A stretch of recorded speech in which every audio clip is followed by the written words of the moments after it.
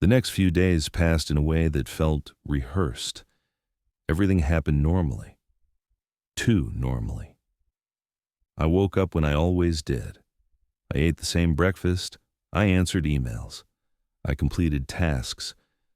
But there was a growing sense that I was arriving late to my own life, like walking into a conversation that had already started. I began checking my phone obsessively, not messages from others, messages from myself, drafts saved without my memory of writing them, notes that felt familiar, but not intentional. Reminders said in my own phrasing, using words I would choose. They weren't alarming. They weren't strange. That made them worse. I tried to test it. One evening, before going to bed, I left my laptop closed, completely shut down, no sleep mode, no background processes. I placed my phone face down on the dresser. I unplugged it. I made a mental note of everything. I even said it out loud, just to be sure. When I woke up, the laptop was open.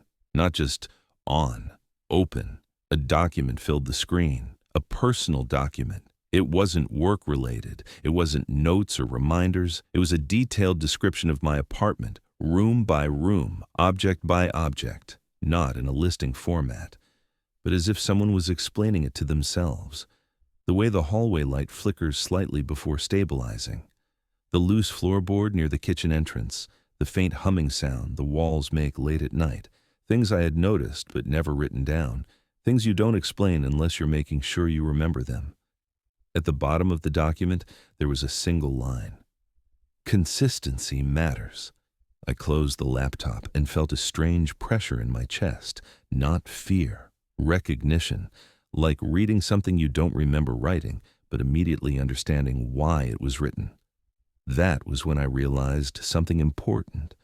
Whatever was doing this wasn't experimenting. It wasn't confused. It was organizing.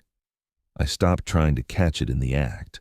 Instead, I started looking for patterns. The activity always happened when I was asleep, or during moments I couldn't clearly recall. Never during times when I felt fully present. It was as if awareness itself was the boundary. As long as I was conscious of myself, I was alone. The moment that awareness softened, something else stepped in. I wondered how long this had been happening. Not days, not weeks. Longer. I checked older files, old backups, archived emails. There were traces, subtle ones, but consistent. Messages that felt slightly more confident than I remembered being at the time. Decisions I couldn't fully recall making, but had lived with for years. It dawned on me that this might not be new. I might have just started noticing. The realization changed everything. I wasn't discovering an intruder. I was discovering a history. That night, I did something I hadn't done before. I spoke out loud. I sat in my living room, lights off, and said, "If you're here, I know." The words felt ridiculous as I said them, embarrassing. Nothing happened. No sound, no movement, just silence. I stood up feeling foolish and went to bed.